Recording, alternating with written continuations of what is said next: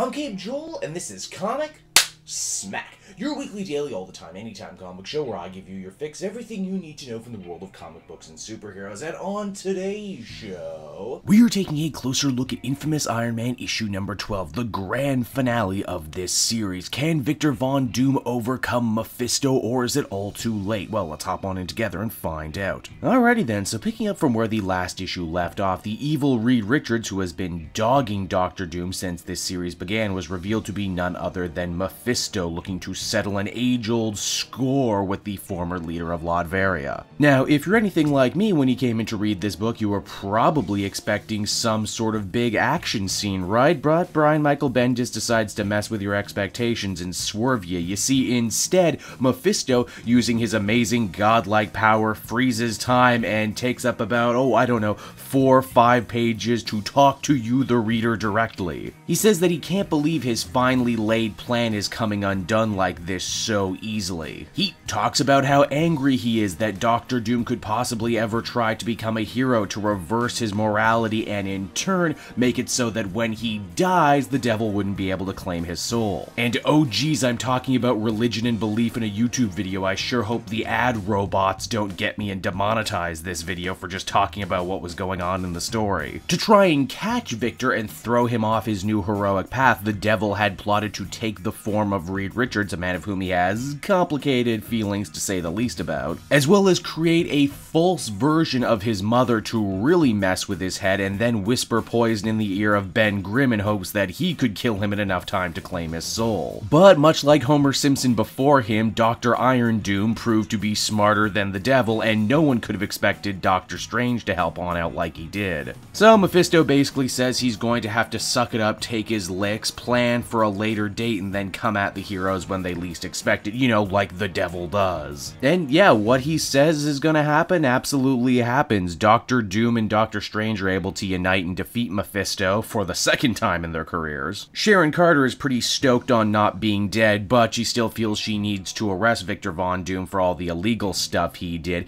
Doom cuts a backroom deal saying that if he takes out an important Hydra installation, that S.H.I.E.L.D. might just look the other way on this. Now, Ben Grimm the Thing isn't having any of this. He still has a bunch of unfinished Fantastic Four business to deal with Doom for. But, proving just how far he's come, Victor Von Doom doesn't want to fight the Thing. Instead, he uses his magical powers to teleport him away to a lovely Amsterdam vacation, and I mean, really, who can say no to that? Doom is true to his word, too. He cleans up the bad guys and even makes a couple more enemies along the way. You'll recall he locked up basically all the D-listers in the Marvel Universe, and they all want a piece of him. But that might not be his greatest hurdle. His greatest hurdle might actually be Dr. Amara. You'll recall she was the gal pal of Tony Stark before the coma, and Dr. Von Doom not long after. Well, you see, as the comic ends, she realizes she's pregnant, and much like the reader, Amara has no idea who the father could be. Which means she could be carrying a little babby Stark, or perhaps even an heir to the Doom family name.